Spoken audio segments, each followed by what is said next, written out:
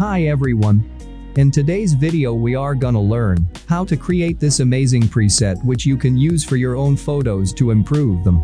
This preset was created on our subscribers' request. Guys, if you don't want to repeat after me, you also can download this preset on our website. To do that, you should look for a password which appears twice on the top right corner as you can see it now. The link to download this preset you will find in the description below the video. Also, we made the same color correction for video. So now you can have your photo and video content in one style. Which is awesome, isn't it? You are able to use this loot in any video editor you got. Premiere Pro, After Effects, DaVinci Resolve, Final Cut and even VN Editor for mobile phones. You can find the link to the video loot down below in the description. Guys, if you need the preset right now, if you have no time to watch this video and repeat after me or look for a password to download it for free, you can just go to our website presetstore.com and find your favorite color correction there. It's not for free but it's worth that. Every presets contains from 3 to 6 versions for PC and mobile platforms of Lightroom. Check it out guys. Let's start creating the preset.